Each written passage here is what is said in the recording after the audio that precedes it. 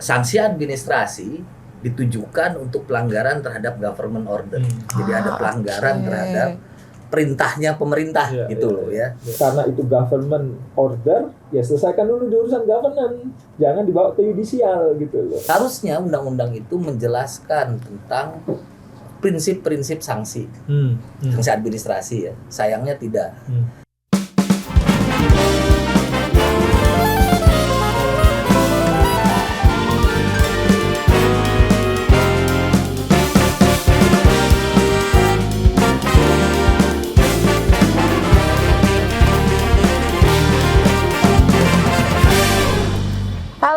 Kembali lagi bersama saya Safitri di podcast Bincang Hijau. Nah, podcast Bincang Hijau ini merupakan salah satu program dari Center for Environmental Law and Climate Justice FOI atau CLSCJ FOI yang berisikan pembahasan mengenai topik-topik hukum lingkungan terkini dan terhangat di Indonesia. Nah, pada episode kali ini kita akan membicarakan mengenai topik hukum administrasi negara, tepatnya sanksi administrasi negara dalam hukum lingkungan. Nah, hari ini kita sudah kedatangan dua narasumber yang sangat-sangat kompeten. Pertama ada Prof. Andri. Prof. Andri Wibisana, selamat datang Prof. Halo. Halo, kabar baik Prof? Kabar baik. Alhamdulillah. Nah, selain Prof. Andri, kita juga kedatangan salah seorang narasumber yang tidak kalah kompetennya adalah Bapak Harsanto Nursadi. Selamat pagi Pak Harsanto. Pagi. Kabar baik Pak? Baik. Alhamdulillah. Nah, mungkin sebelum kita mulai, saya izin memperkenalkan dulu nih Pak Harsanto. Mungkin kalau Prof. Andri kan sudah beberapa kali muncul ya sebagai narasumber. Mungkin izin saya menyampaikan profil singkat dari Pak Harsanto. Jadi Bapak Harsanto Nursadi, biasa disebutnya Pak Harsanto atau Pak Santo. Ini sekarang beliau menjabat sebagai Ketua Bidang Studi Hukum Administrasi Negara di FOI dan juga Ketua Senat Akademis Fakultas di Fakultas Hukum UI. Beliau telah menjadi dosen di FOI sejak tahun 1992 dan memperoleh sarjana dan juga doktornya dari Fakultas Hukum UI dan magisternya dari Magister Perencanaan dan Kebijakan Publik di FEB UI. Sekarang beliau tengah menjabat menjadi Ketua Klaster Riset Hukum Administrasi Negara di FOI. Nah, untuk mempersingkat waktu, mungkin kita langsung masuk aja nih ya ke topiknya nih, Prof. Andri dan Pak Harsanto. Jadi hari ini tuh kita bakal ngobrolin mengenai sanksi administrasi dalam hukum lingkungan, sebenarnya kayak gitu. Tapi mungkin sebelum masuk ke dalam sanksi administrasinya dalam hukum lingkungan, mungkin saya mau nanya dulu nih. Sebenarnya tuh sanksi administratif itu tuh seperti apa sih? Dan konsepnya seperti apa? Dari itu. Mungkin saya boleh tanya ke Pak Harsanto dulu nih. Baik. Ya, begini. Di dalam ranah pemerintahan, ya, itu kan ada pengaturan, ya, ada norma-norma, gitu ya, ada syarat-syarat, ada perizinan dan segala macam. Nah, kegiatan yang dilakukan baik oleh pemerintah sendiri maupun oleh swasta, ya, termasuk oleh orang perorangan yang terkait dengan kegiatan publik itu merujuk pada peraturan undang-undangan. Nah, disitulah mulai terjadi hubungan ya antara kewenangan yang diatur dalam peraturan undang-undangan dengan pelaksanaan. Kalau di undang-undang lingkungan menyebutnya dengan usaha atau kegiatan. Nah, di dalam melaksanakan usaha atau kegiatannya sebelum melaksanakan, dalam prosesnya tentunya ada persyaratan, yaitu nanti akan masuk ke dalam perizinan. Nah, perizinan tersebut akan dikontrol, ada proses pengawasan. Nah, bila dalam proses pengawasan tidak terpenuhi, ada halangan, ada pelanggaran, ya, nah maka harus disanksi. Kenapa sanksi terus diterapkan? Supaya kembali ke relnya, supaya kembali ke aturan-aturan dasarnya. Jadi misalnya boleh ini, tidak boleh itu, harus begini, harus begitu. Nah, itu supaya kembali ke aturan dasarnya, maka muncullah sanksi. Nah, karena ini sanksi yang dilakukan oleh pemerintah setelah proses pengawasan, ya, maka masih masuk ke dalam ranah hukum administrasi negara atau sanksinya sanksi administrasi, ya. Kita masih ada di dalam rumahnya, kalau bahasa saya rumahnya pemerintah sendiri, gitu ya. Nah, itu sanksinya juga dilakukan oleh pemerintah sendiri setelah melalui proses pengawasan dan kemudian penilaian tentunya, ya, terhadap ketaatannya, barulah muncul sanksi administrasi. Jadi unsur untuk bisa memperbaiki ya, bisa untuk memperkuat atau untuk menegakkan ya, itulah fungsi apa konsep dasar sebenarnya dari sanksi administrasi. Oke. Gitu. Jadi mungkin kalau saya izin simpulkan nih, istilahnya adalah tindakan dari pemerintah gitu ya untuk mengembalikan ke kondisi aturan dasar atas suatu pelanggaran terjadi gitu. Jadi ini emang di bidang hukum pemerintahan ya, di administrasi karena dilakukannya oleh pemerintah. Ya, begitu kira-kira. Baik, terima kasih Pak Santo. Nah, tapi kan kalau misalnya kita ngomongin pemerintah, ini berarti publik nih, seperti itu ya. Sedangkan kalau kita ngomongin hukum publik, sebenarnya ada sanksi lain nih selain sanksi administrasi. Kayak gitu, itu biasanya sanksi pidana sebutannya kayak gitu. Mungkin Prof. Andri bisa menjelaskan nih Prof, kira-kira nih bedanya sanksi administrasi sama sanksi pidana seperti apa sih Prof? Sebelum kita masuk ke hukum lingkungannya nih. Dari ininya sebenarnya sudah beda dari tujuan lah ya, dari tujuan atau dari alasan. Kalau kita ada tulisan yang bagus ya dari Daniel Ohana.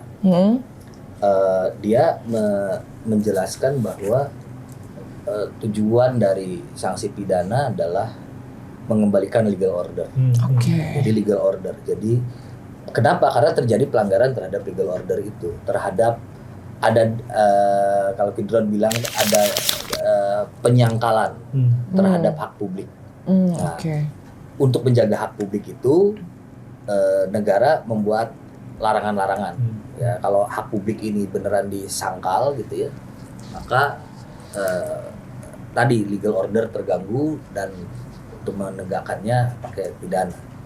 Nah, tetapi juga di dalam pelaksanaannya pemerintah atau negara tidak hanya membuat aturan-aturan tentang bagaimana menjaga legal order, terutama dalam negara-negara welfare state. Ada banyak campur tangan negara kan. Betul. Jadi semakin banyak campur tangan negara, negara juga kemudian membuat aturan-aturan. Itu yang disebut agak berbeda nuansanya dengan nuansa pidana. Aturan-aturan yang baru untuk dalam konteks welfare ini, kesejahteraan ini, itu disebut sebagai government order. Nah, sanksi administrasi ditujukan untuk pelanggaran terhadap government order. Jadi ada pelanggaran terhadap perintahnya pemerintah gitu loh ya. Dalam melaksanakan fungsi kesejahteraan segala macam. Nah, sehingga dan sebenarnya kalau sehingga memang sanksinya administrasi. Tapi kalau kita lihat lebih detail lagi, memang ada jenis, kalau kita lihat jenis sanksinya, memang ada jenis-jenis sanksi yang sama sebenarnya kan, beririsan antara sanksi administrasi dengan sanksi pidana. Di dalam hukum lingkungan irisannya itu ada di dalam denda. Nah, denda ada dua kan, ada denda administrasi dan denda pidana. Iya, betul. Dan dua-duanya bersifat menghukum. Nah, ini yang menjadi penting nanti, ada sebuah prinsip yang sayangnya nih, ini kritik saya udah lama terhadap undang-undang AP ya 30 2014. Harusnya undang-undang itu menjelaskan tentang prinsip-prinsip sanksi. Sanksi administrasi ya. Sayangnya tidak. Prinsip jenisnya yang diterangkan di dalam undang-undang AP, sanksinya justru adalah sanksi ke pejabat. Ya, betul. Bukan sanksi dari pejabat ke masyarakat gitu ya. Nah, sanksi ke pejabat itu udah ada di undang-undang, sebenarnya undang-undang ASN. Jadi kalau kita lihat itu redundant. Nah, penting untuk ada prinsip-prinsip itu. Karena ada satu prinsip penting, yaitu prinsip Unavia, prinsip satu jalan. Betul. Nah, prinsip Unavia ini berlaku dalam konteks sanksi yang menghukum. Denda ini jadi orang nggak boleh sudah dikasih denda administrasi, dikasih denda pidana juga gitu. Tapi kalau sanksi administrasi yang lain, paksaan pemerintah bisa itu, karena itu tidak menghukum. Nah, itu nanti sifat sanksi administrasinya ini yang penting untuk diperhatikan. Jadi nggak bisa redundant, istilahnya apa ya? Kalau sudah dapat sanksi yang sama nih, punitif, hukuman yang sama, nggak bisa dapat yang sama lagi. Orang tidak boleh dihukum dua kali atas sanksi yang sama. Atas pelanggaran yang sama. Jadi ini sebenarnya kita ngelihat bedanya itu pertama dari tujuannya gitu ya. Yang satu buat mengembalikan legal order ya tadi, satu lagi government order ya seperti itu. Dan ternyata emang sifatnya nih beda, tapi ada yang sama juga kayak gitu. Ada yang sifatnya punitif tadi ya, si Jadi denda. kalau dilihat dari tujuan kelihatannya berbeda gitu. Tapi kalau kita lihat detail jenisnya ternyata sanksi-sanksinya, ada yang sama gitu. Nah, dan itu memang menjadi penting bagi kita untuk berhati-hati dalam tadi Pak Harsanto, karena ada berhati-hati dalam penggunaan sanksi ini. Karena benar. ada dua jenis sanksi yang sebenarnya sama. Karena sama-sama publik ya. Iya, jadi betul. Kan bedanya gini aja, kan persamaannya. Lalu perbedaannya apa? Ya. Selain dari tujuan tadi ya, dari aspek teoritisnya. Perbedaan yang paling mencolok adalah sanksi administrasi itu tidak perlu pihak lain untuk menerapkannya. Sementara sanksi pidana itu harus oleh pengadilan kan gitu. Jadi kalau buat saya semakin berat sebuah sanksi yang akan melahirkan misalkan pelanggaran hak asasi dari si orang yang terkena sanksi, semakin due process of law jadi penting. Semakin pentinglah pidana. Betul, gitu kan. Karena ada pihak lain pengadilan. Kalau administrasi kan enggak. Langsung oleh pejabatnya diberikan sanksi. Jadi bisa langsung kalau misalnya ada pelanggaran bisa langsung kena sanksi dari pejabatnya. Itu yang beda sama penegakan hukum yang lain seperti itu. Ini menarik banget. Kalau di Prancis itu dikenal dengan ministry judge. Jadi dia ya artinya sebuah lembaga, let's say LHK, dia harus menyelesaikan masalah lingkungan dari sisi administrasi. Bahkan sebelum masuk ke lembaga peradilan. Betul. Jadi harus selesaiin dulu gitu ya. Nah, itulah yang kemudian mendorong munculnya keberatan, banding. Nah, itu ministry judge gitu ya. Selesai di situ dulu baru masuk ke peradilan gitu ya. Jadi seperti nyambung tadi Prof Andri sampaikan ya, karena itu government order, ya selesaikan dulu di urusan governance, jangan dibawa ke yudisial gitu loh. Tapi ini yang administrasi ya, kalau nanti yang pidana memang beda karena dia public order ya, yang dilanggar gitu loh. Artinya ada hak publik yang bahkan individual yang dilanggar sehingga memang perlu lembaga lain gitu ya. Baik. Ini menarik banget ya, ternyata tuh mereka sama-sama publik, kadang-kadang bedainnya susah tapi sebenarnya bisa dibedain juga kayak gitu. Mungkin kalau sekarang kita udah tahu nih masalah bedanya. Oke, boleh deh Prof, boleh tambahan Prof. Jadi karena tujuannya yang berbeda seperti itu, maka titik berangkatnya berbeda antara sanksi pidana dengan sanksi administrasi. Sanksi pidana itu pure menghukum awalnya, hukum, membuat jerak dihukum. Meskipun ujungnya kita juga tahu ada sanksi-sanksi pidana yang dijatuhkan oleh pengadilan, tapi sebenarnya nggak menghukum.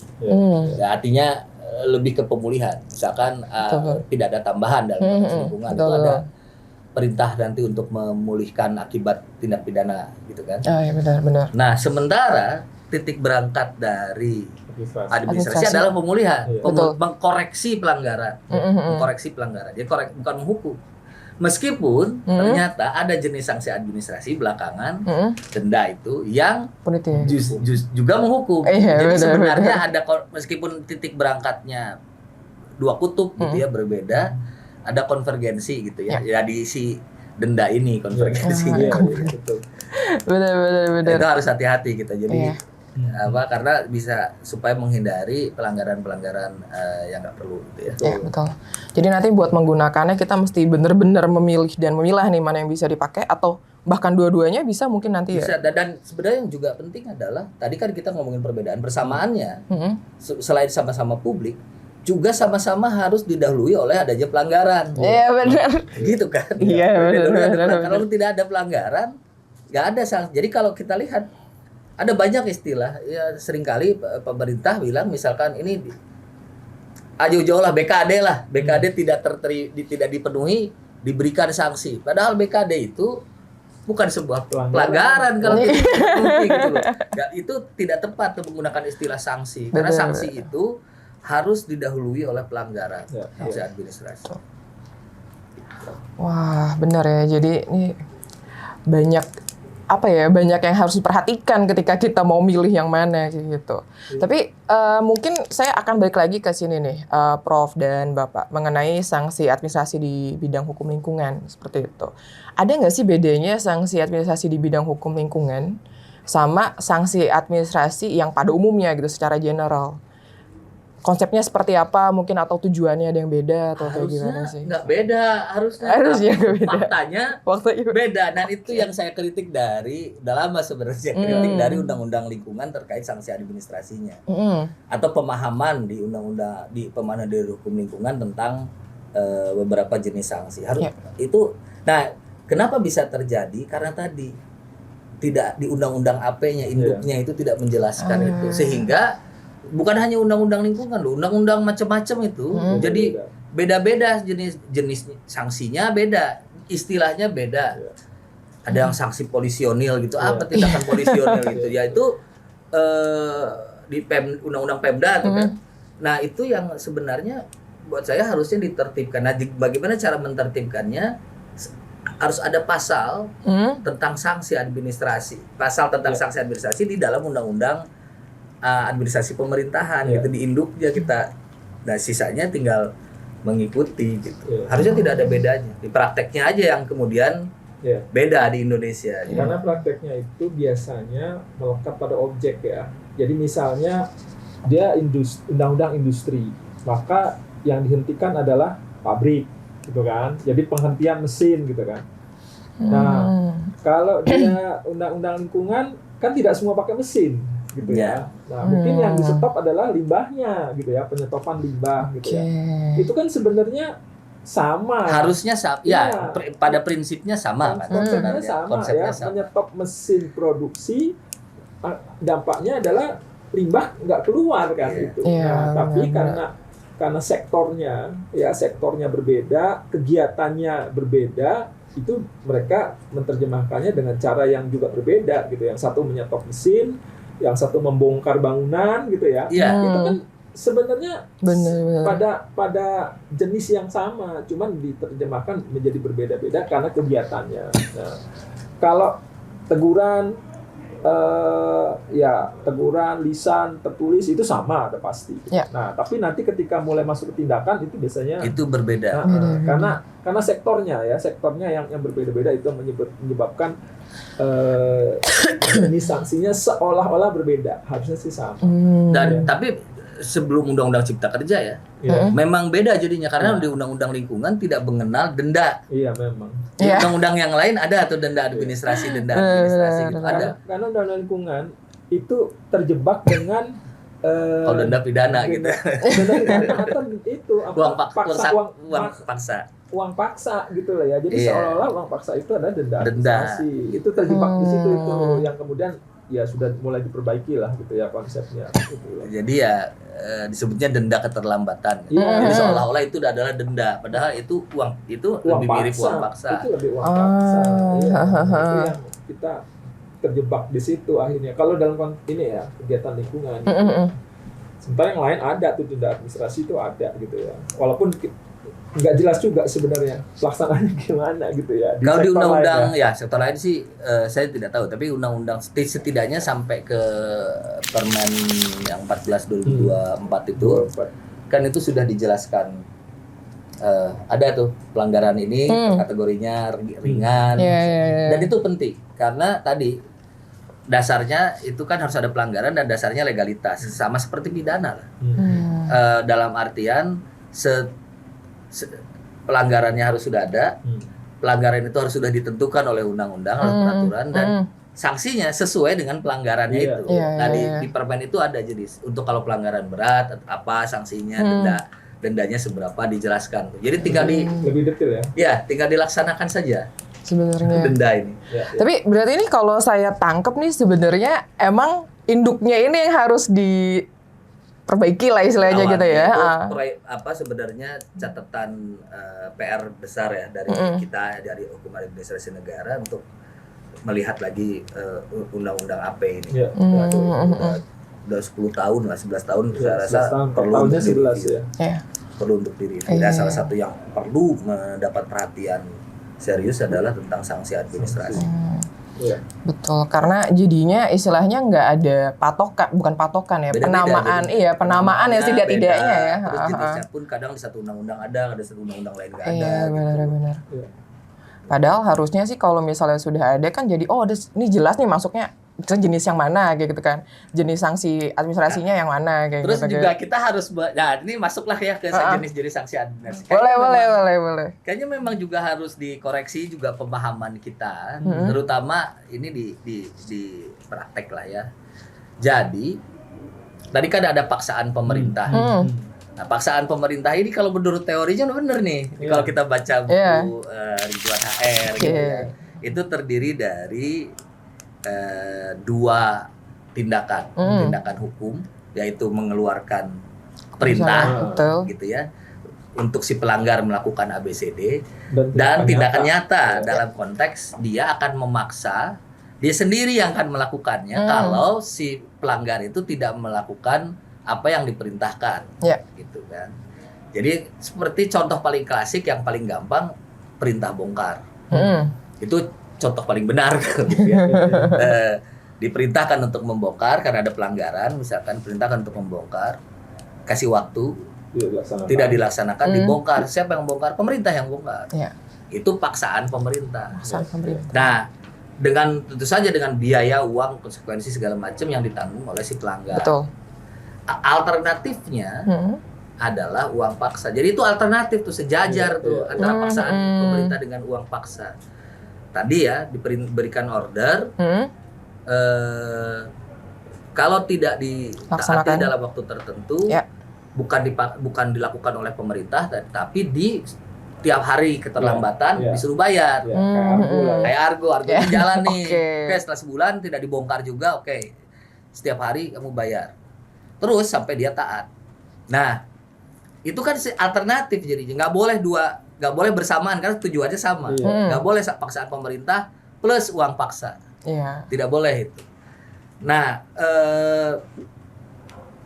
kemudian yang terjadi di Indonesia, setidaknya di Undang-Undang Lingkungan, si uang paksa ini jadi sekuensial.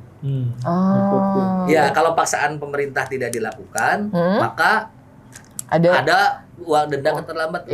Ini kenapa? Karena uang paksaan pemerintah yang dipikirkan di Indonesia itu adalah perintah saja, bukan dengan ancaman tindakan nyata. Jadi hanya berisi tindakan hukum. Itu yang menurut saya kekeliruan fatal, sehingga dalam prakteknya ini ada disertasi di Leiden mengkritik itu, karena beberapa daerah di Indonesia aparat penegak hukumnya menganggap dengan memberikan perintah surat itu dia sudah melakukan tindakan paksaan pemerintah. Padahal isinya surat itu mah ya modelnya teguran. Jadi kalau tidak dilaksanakan, keluarkan lagi surat, terus saja ditegur. Kira-kira kayak gitu. Itu kan yang ada di pasal 100 itu kan, kalau tidak melakukan tindakan administrasi nanti dipidana. Nah, jadi alternatifnya malah jadi kesana. Tidak melaksanakan pemerintah, tidak melaksanakan. Jadi harusnya tidak ada itu istilah tidak melaksanakan paksaan pemerintah. Karena kalau tidak orang itu tidak melaksanakan apa yang diperintahkan oleh pemerintah, dia langsung pemerintah yang melaksanakan. Jadi tidak ada istilah harusnya ya. Tapi di Indonesia jadinya orang tidak melaksanakan paksaan pemerintah. Kemudian alternatifnya ada banyak. Tadi kan naik jadi uang paksa, tuh pasal 81. Kemudian ada pasal 114 pidana itu. Ada kemudian pasal pencabutan izin dan penghentian sementara gitu ya. Kegiatan. Nah, itu ada 4 alternatif loh. Dan itu tidak ada tunjuknya. Jadi diskresi. Oke lah, ini jadi pidana nih pasal 114. Atau ini masukin ke uang paksa, atau ini itu tidak ada kan dia ada 4 alternatif. Kapan alternatif yang uang paksa, kapan alternatif yang itu tidak ada pedomannya gitu ya. Tidak, pedomannya nggak jelas. Karena sama saja sebenarnya. Dan itu kan kejadian yang beberapa kepala dinas lingkungan yang kena pidana itu. Di Bandung, di Tangerang kan gitu kan, karena itu ya udah pilih aja gitu. Tempat pengolahan sampahnya yang tidak rapi gitu kan, dikasih sanksi oleh pusat, tidak dilaksanakan, dipidana. Kalau itu sih ini lagi ini buat saya sih itu malah keanehan lain lagi tuh. Iya, tapi Jadi- Banyak yang aneh ya. Iya, jadi karena gini, kan yang diberikan sanksi itu adalah dinas. Dinas kan yang administrasi ya, Ya. harus dibenerin pak ininya itu dinasnya. Mm. Tapi kemudian yang dipidana si kepala dinas. Dinas kepala ya. dinasnya orang gitu. Buat saya itu melanggar ini ya, Iya. error in persona itu. Iya. Tapi menurut saya itu tahap berikutnya lah. Tapi secara konsep kan itu udah meleset juga Iya, gitu. meleset. Karena harusnya ya pemerintah lah yang si Iya. pemberi izin itulah yang memaksa. Iya. Nah, sebenarnya itu harus dikoreksi.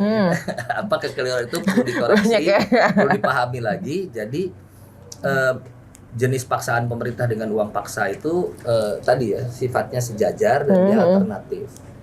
Dilihat dari urgensinya. Jadi kalau mendesak ya paksaan pemerintah. Kalau dia bisa ditunggu, nunggu orangnya taat, dia bisa pakai Uang paksa tadi. kalau tidak mendesak. Sampai taat gitu, nanti kalau Iya. udah taat cabut uang paksanya. Iya. Nah, itu beda dong dengan denda. Beda. Denda itu begitu melanggar dia bisa kena. Betul. Jadi denda itu bisa dilaksanakan berbarengan dengan paksaan pemerintah, Iya. bisa dengan uang Iya, paksa, benar. bisa dengan pencabutan izin atau penghentian. Iya. Kenapa? Karena Sifatnya kalau beda. buat saya sifatnya beda. Bahkan pencabutan izin pun bukan hukuman. Iya. Buat saya dalam konteks hukum lingkungan ya. Iya. Karena dia berurutan kelihatan kok. Prosedur. Kamu tidak melakukan ini, kamu kena dicabut izinnya. Itu berarti bukan dihukum dia, tapi dianggap memang tidak kompeten, tidak bisa lagi mengkoreksi, tidak kompeten benar. untuk melaksanakan usaha kegiatannya. Bukan sanksi. Kalau sanksi itu begitu melanggar langsung Nah. dia memang untuk dihukum. Nah, itu pencabutan izin yang ada di pidana sebagai pidana tambahan. Gitu. Jadi memang Karena melalui pengadilan. iya, jadi iya. Pengadilan. Gitu. Jadi sanksi administrasi pencabutan izin atau penghentian yang ada pencarian sementara yang ada di dalam undang-undang lingkungan itu bukan sifatnya punitif, itu tetap reparator. Tujuannya adalah untuk memulihkan, mengoreksi pelanggaran. Karena itu sanksi demikian masih bisa dilakukan diterapkan berbarengan dengan denda administrasi. Iya.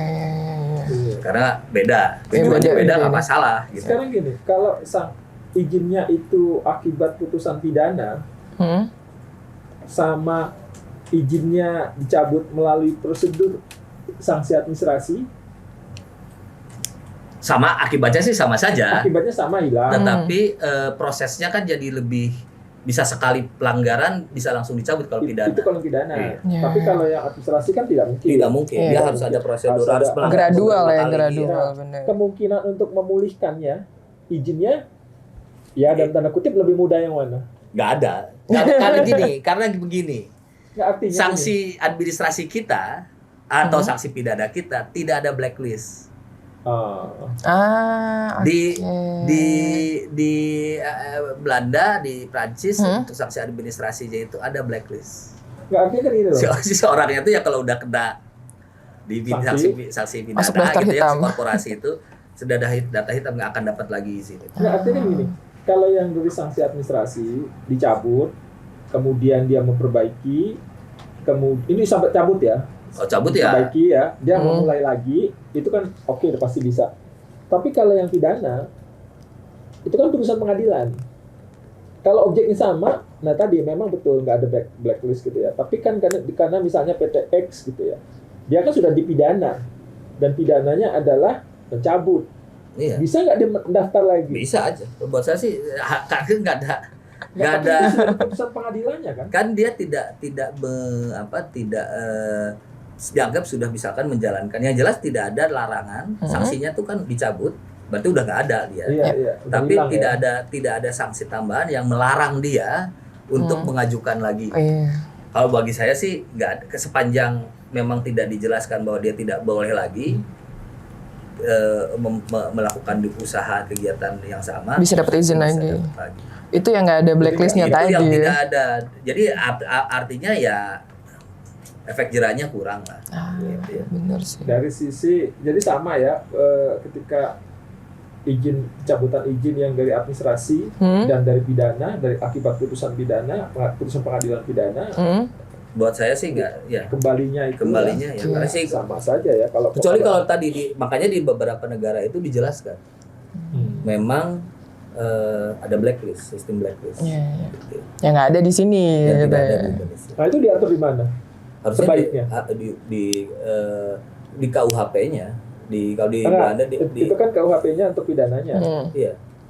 Perlu nggak di Undang-undang AP tadi. Di undang-undang AP atau undang-undang lingkungan? Kalau buat saya sih harusnya memang kita mulai memperkenalkan blacklist lah ya. Ya, Harusnya ada di undang-undang lingkungan. Ya kalau bisa lingkungan, untuk ya. lingkungan Kalau ya konteks lingkungan gitu ya. Berarti bisa. Tapi bisa nggak itu kalau dalam konteks sekarang itu adanya di undang-undang Cipta Kerja misalnya? Karena itu keperizinan ya. Harusnya, itu. harusnya di pasal undang-undang Cipta Kerjanya ya, bukan pasal Yang perubahannya. Iya, bukan pasal perubahan. Kan undang-undang Cipta Kerja ini unik nih, ada yang mengubah undang-undang, ada yang sebenarnya punya dia sendiri. Betul. Pasal 177, 178 harusnya ada di situ. Iya. Nah itu, jadi kan kita kan menganggap undang-undang Cipta Kerja, kita anggap saja ya, terlepas perdebatannya itu undang-undang apa segala macam, tapi kan kita anggap itu induk semua undang-undang tuh. Harusnya harusnya di kan situ. itu perizinan gitu ya. Iya. Nah, jadi harusnya di situ yang mengatur, dan itu bisa berlaku juga untuk putusan-putusan pengadilan pidana tadi. Prinsip Konsep tadi ya. Konsepnya. Ya, prinsip atau konsep tentang blacklist misalnya atau apa itu ada di karena susah. Kalau di KUHP merubahnya aja udah perlu puluhan tahun gitu ya. Bukan cuma 2 tahun tapi mungkin 30 tahun. Nah, undang-undang lingkungan bisa, tapi kan hanya untuk lingkungan nanti. Jadi enggak nanti semua perizinan. Dan nanti juga tapi untuk kalau pasalnya beda sih nggak masalah, tapi karena memang KUHP juga harusnya menyatukan itu kan. Kalau ini kan jenis sanksi kayak gini emang nggak bisa lagi berdiri sendiri. Iya betul. KUHP kan menyebut tidak bisa. Iya, setelah 2026. Tapi kan buat saya nggak bisa begitu juga, karena kan ada kondisi yang hidup di tempat lain. Gitu loh. Ini jadi nih kompleks ya, jadi si sanksi administratif ini nih. Apalagi kalau kita udah ngomongin UCK yang mana sebenarnya dia ngubah beberapa peraturan lah ya, istilahnya undang-undang tuh ada beberapa masukin, tapi dia punya pasal sendiri. Kalau buat saya gitu. Sih tadi ya. Satu-satunya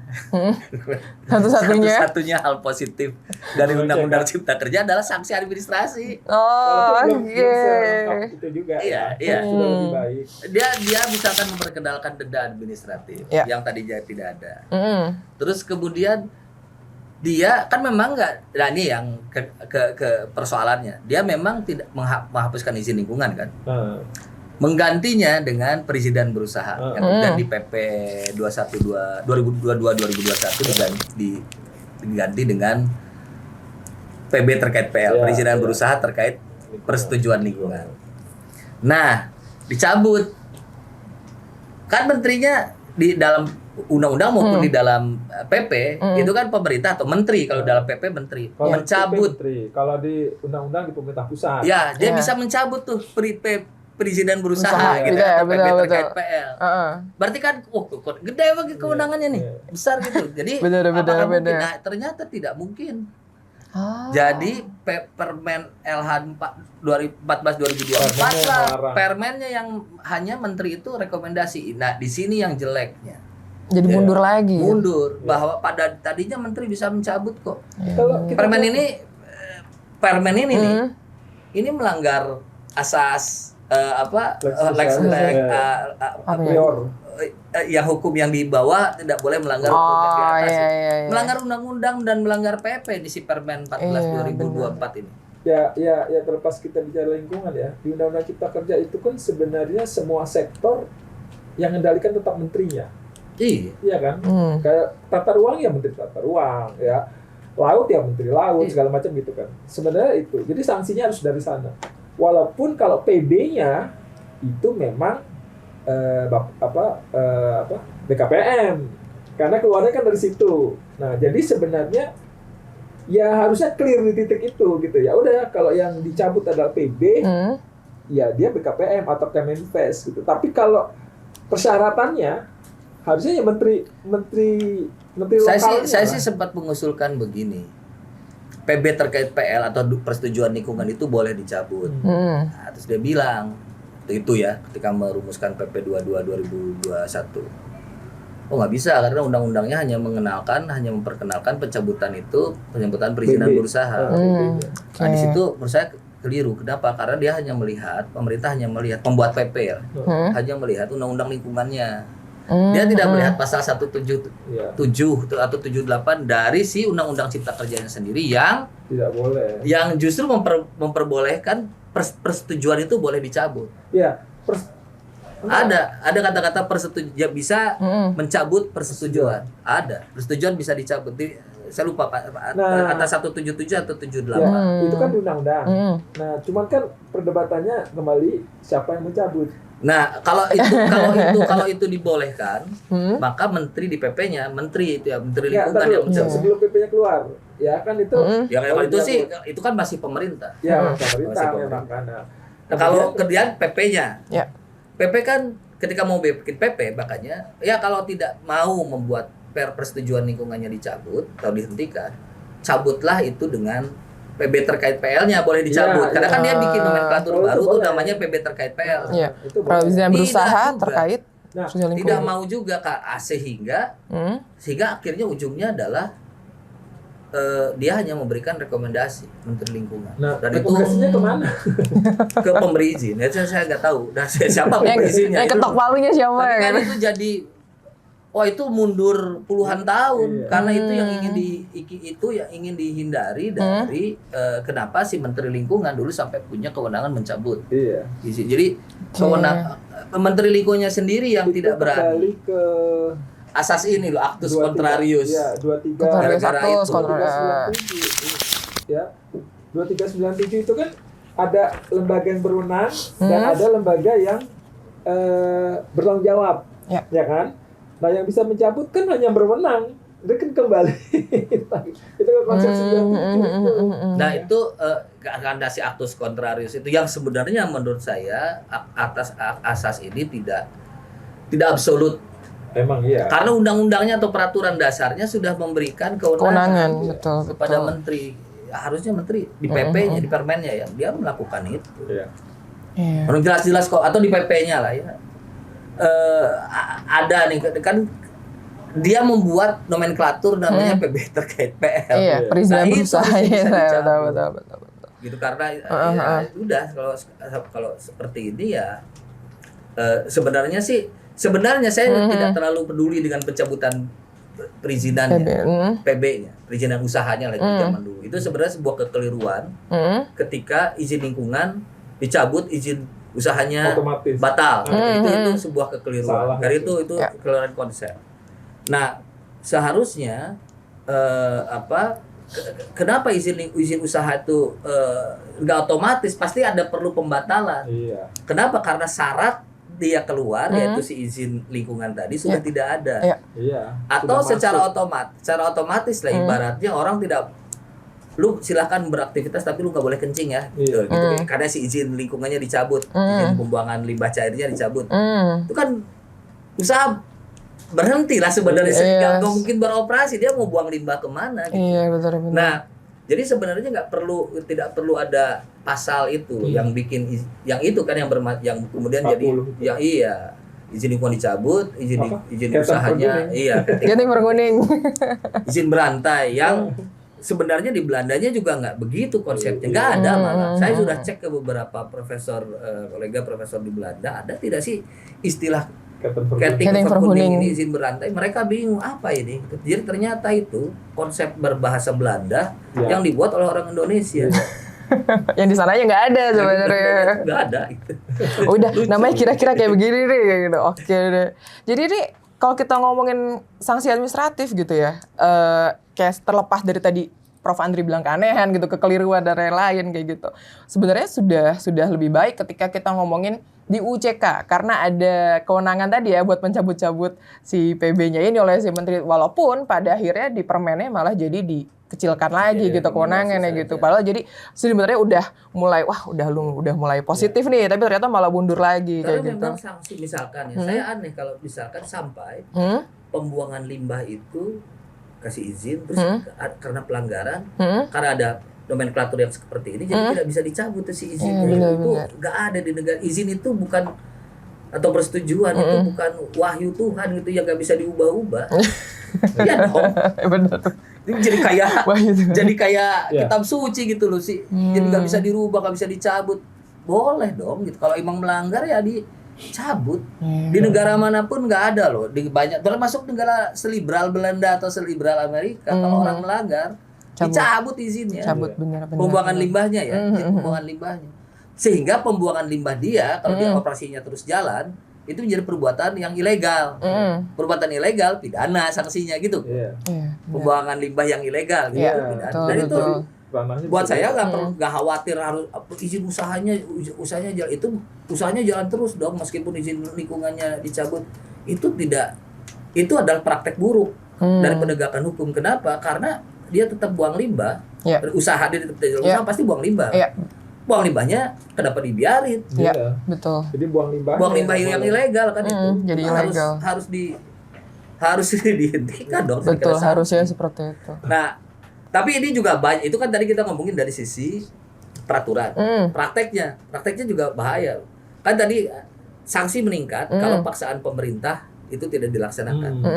Nah, banyak kasus, banyak jenis di sanksi administrasi yang diterapkan oleh pemerintah ya, oleh KLH. Itu paksaan pemerintahnya ada 10.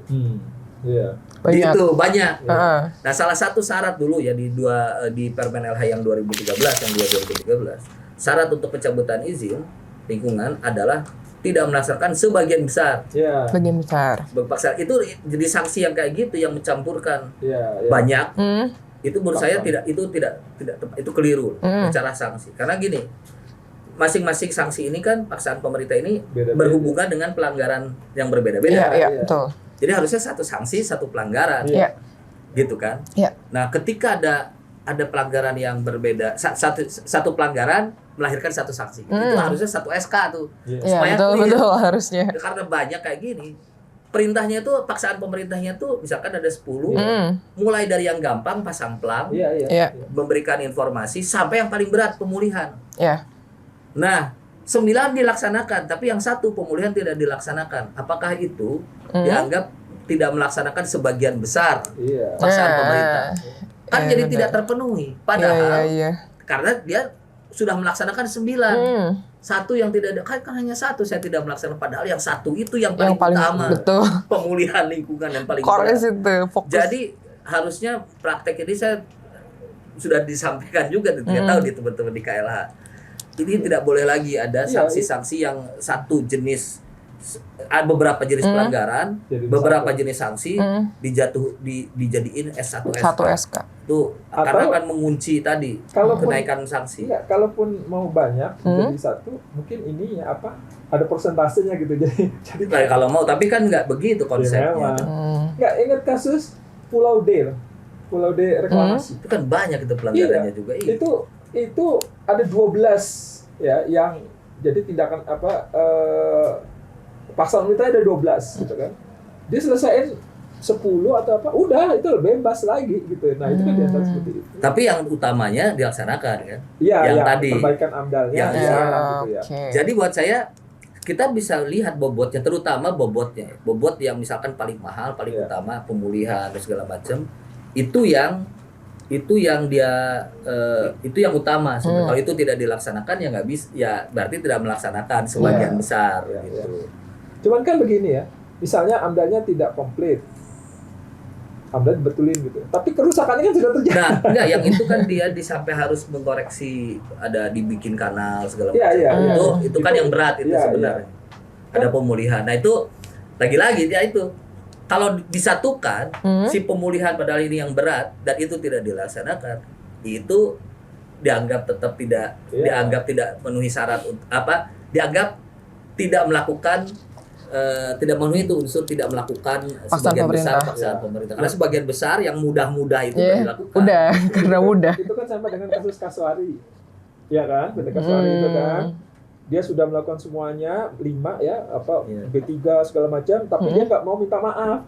Ya kan? Karena minta maaf itu berarti dia salah gitu kan. Dia nggak mau. Ketika dia nggak minta maaf, itu kan berarti yang 104 ya. Pidana. 111. 111 itu kan masuk pidana gitu kan. Nah, catatan terakhir saya terkait terutama ya kita di kampus ini agak sulit mencari data sanksi administrasi karena tertutup. Nah itu yang itu yang padahal itu sebenarnya publik perlu tahu. Ya, jadi kalau dari data sih ada gitu ya, tapi kan itu data tahunan. Dan ya. Tapi itu sempat ada loh. Jadi saya lupa tahun berapa, mungkin sebelum Covid lah. Itu di lamannya LHK itu ada PT ini harus ini, PT ini harus ini, itu ada. Hanya sampai di situ. Ya. Tindak lanjutnya kita nggak tahu gitu ya. Jadi misalnya ada PT X harus memulihkan misalnya ya. PT ini apa? Sanksi-sanksinya itu ada gitu ya. Nah, itu kan ya mungkin sekarang hilang apapun alasannya ya, apakah itu mempermalukan perusahaan dan segala macam.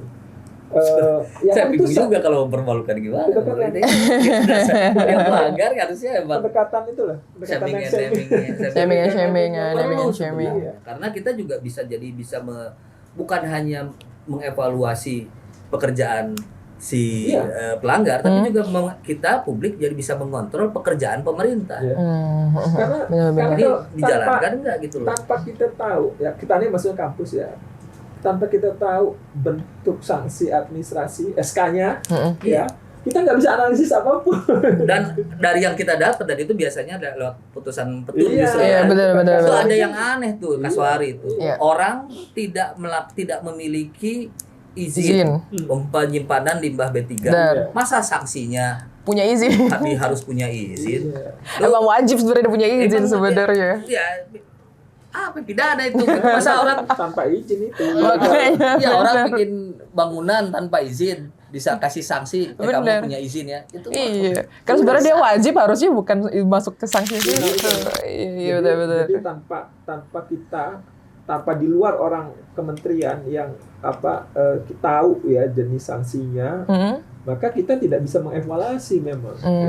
Jadi ada pelanggaran administrasi, kita nggak bisa evaluasi apapun. Kita cuma nunggu kalau dia masuk ke pengadilan. Ya, tapi dari ini ya, dari yang data yang sedikit itu kita bisa tahu, tapi bahwa ada praktik penjatuhan sanksi administrasi yang sebenarnya bermasalah secara teori, gitu ya. Tidak menimbulkan efek jerah lah. Ini mana efek jerahnya orang tidak punya sanksi? Sanksinya adalah disuruh punya izin. Punya izin. Orang tidak punya izin, sanksinya adalah disuruh punya izin. Ya udah tinggal melanggarin punya izin aja dulu, karena kalau saya jadi perusahaan, saya mendingan tidak punya izin. Kalau ketahuan baru kan bikin izin. Tidak ketahuan saya tidak punya izin, sanksinya suruh punya izin. Ya itu kita nggak bisa tahu itu yang kelemahan ya. Terakhir kan yang kasus besar Danau Lido itu kan seperti itu ya, kita nggak pernah tahu sudah ada belum penilaian kembali terjadi sedimentasi ya, diawasi tidak, itu kan itu kan bisa backfire sebenarnya ketika Kementerian Lingkungan maksa gitu ya, tiba-tiba itu kelalaian mereka gitu kan. Nah, saya sempat menyampaikan itu nggak bisa administrasi dulu, tapi administrasi kan dianggap apa sih gitu ya, tidak. Padahal ini senjata awal. Iya. Senjata penting. Kalau tegas, kalau real gitu ya, kan terjadi sedimentasi, itu kan dibuktikan ya. Ketika itu terpenuhi, dia bisa tidak pemerintahnya kan bisa banyak gitu, bisa langsung gitu kan. Nah, daripada dia pidanain orangnya gitu ya. Saya lebih berat gini ya. Kita perlu juga mengubah. Saya mengubah paradigma. Pertama, bahwa sanksi administrasi itu buat saya memang perlu didahulukan ketimbang sanksi pidana. Tapi bukan karena sanksi pidana, alasannya bukan karena sanksi pidana lebih berat daripada sanksi administrasi. Belum tentu loh, tergantung subjek hukumnya. Kalau buat korporasi, kalau buat saya, kenapa sanksi administrasi harus duluan? Karena dia yang paling gampang, paling mudah. Nggak usah pakai pengadilan. Nggak usah pakai pengadilan. Gitu. Terus kalau sanksi administrasi itu bisa juga sampai ke pencabutan izin, dan itu paling berat. Sama kan sebenarnya kalau untuk korporasi dengan sanksi pidana. Dan itu tetap bisa dikontrol loh. Maksudnya gini, bisa digugat kok. Ya, sanksinya itu bisa digugat gitu loh. Jadi sebenarnya tetap ada kontrol gitu ya. Jadi artinya seperti yang saya bilang tadi, walaupun dia ministry judge gitu ya, itu kan tetap bisa di-challenge. Bisa, gitu, ya. Bisa tetap ada peluang untuk men-challenge gitu loh. Tetap ada keadilan ya walaupun. Tapi gini kansnya, karena shaming and naming ya. Ini ada yang nggak tahu di Indonesia, kalau di Kanada ada perbandingan empirisnya. Kalau sanksi administrasi itu untuk jenis sanksi yang sama, denda ya, dibandingkan dengan denda pidana. Itu sanksi administratif relatif orang tidak men-challenge. Jadi sehingga lebih cepat ketimbang kalau di pidana ada cap bahwa dia pelaku pidana gitu ya, ada stigma itu yang orang nggak suka, makanya dia banding. Naik lagi terus. Kalau di administrasi lebih cepat biasanya, orang lebih ya sudahlah gitu, tinggal bayar gitu misalnya. Nah, kadang-kadang kan begini juga Pak Andri. Bisa saja misalnya perpanjangan izin, ya. Manteknya tuh di mereka juga gitu. Tapi kan yang disanksi perusahaannya gitu ya. Kamu nggak punya izin gitu ya misalnya. Ya ada kasus-kasus seperti itu gitu kan. Ada perubahan. Itu kan yang ya.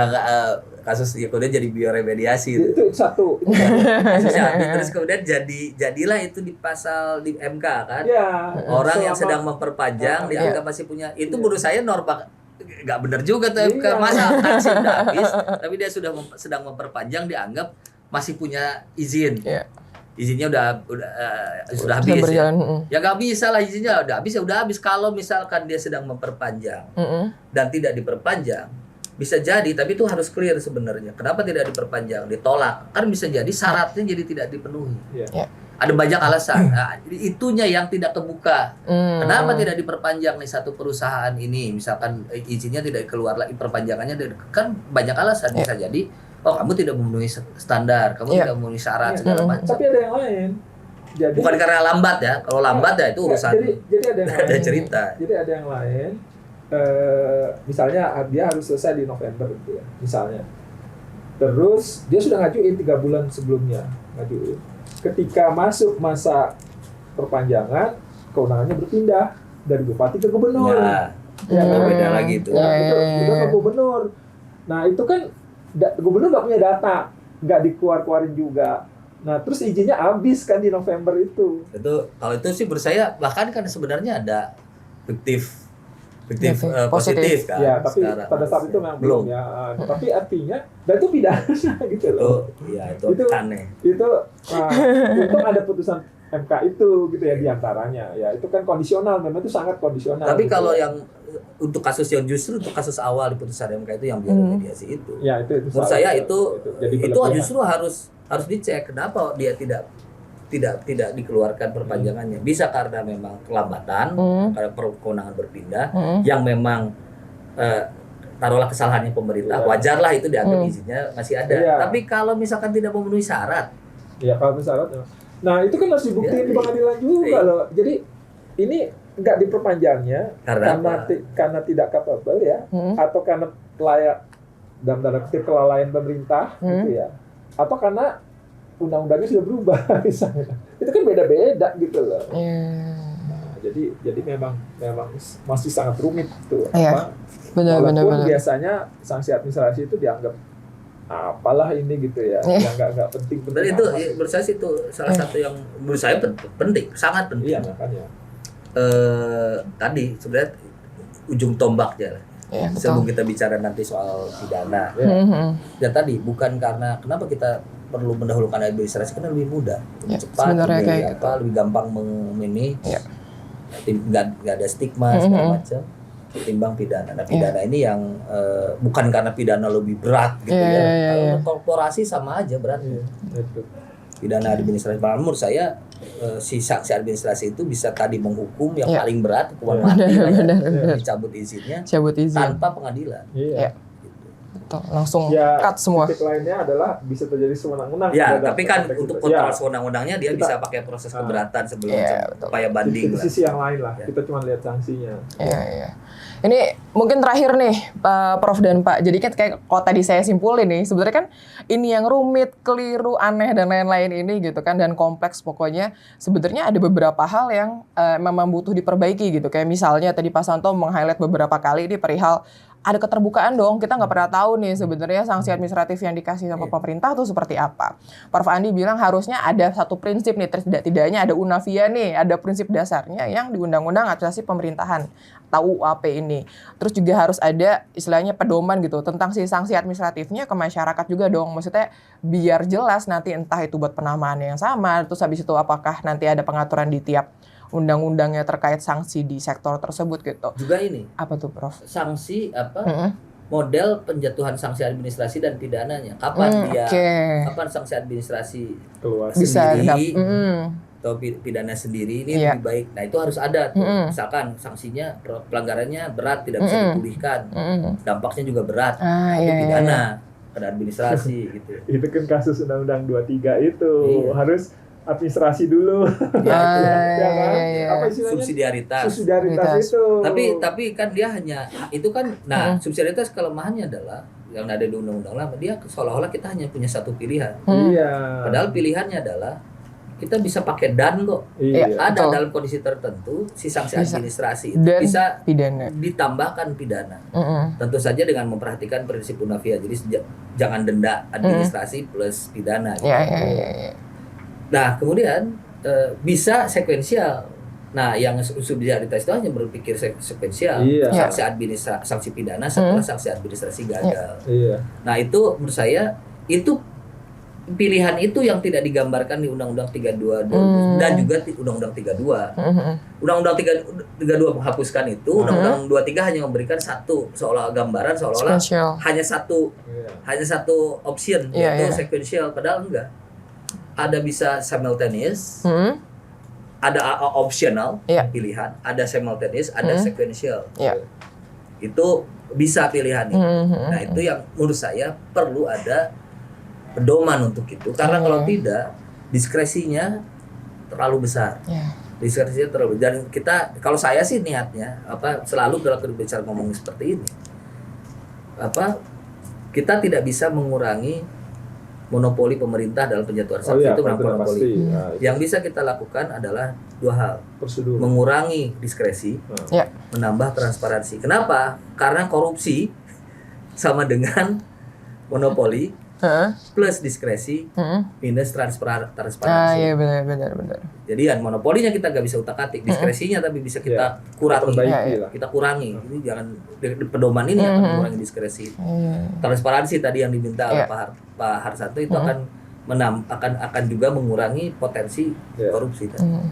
Dari Pak Santo mungkin ada tambahan, Pak, saran-saran apa tadi Prof. Andi udah namahin nih masalah model penjatuhan sanksinya, pengurangan diskresi gitu. Ada tambahan nggak, Pak? Kita belum selesai ya. Artinya tadi ya, itu mau diatur di mana gitu ya. Kalaupun besok akan kita perbaiki ya. Karena di undang-undang lingkungan saja tidak bisa. Karena kan sektornya semuanya terkena.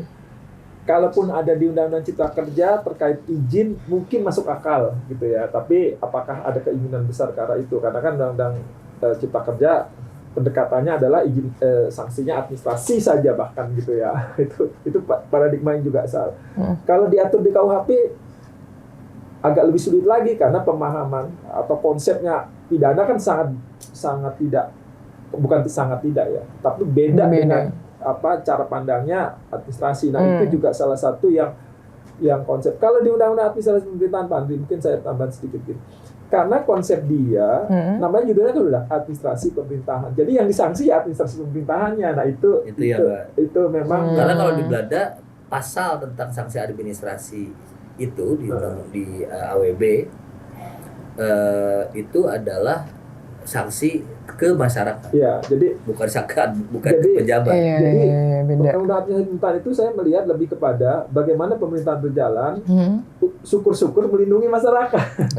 Jadi pendekatannya tidak, karena itu prosedural gitu ya, semacam SOP-nya pemerintah. Nah, SOP pemerintah itu memang diharapkan melindungi masyarakat, tapi tidak dalam konsep yang lebih luas. Undang-undang itu melindungi administrasi atau mengatur SOP plus melindungi masyarakat semata-mata, makanya yang tidak muncul. Tapi ya berarti ya kalau mau ya tadi diatur di mana ya, kandidat paling tepat adalah AP nomor 30 itu dari revisi. Iya, di administrasi pemerintahan. Tidak bisa kalau paling ya menurut saya itu paling visible lah ya. Harapannya adalah itu memang menjadi menjadi babon, menjadi umbrella law buat seluruh sanksi ya. Bukan cuma sanksi, jadi enggak, buat seluruh tindakan aparatur pemerintah gitu. Jadi semua aparatur pemerintah itu harus kembali ke situ gitu.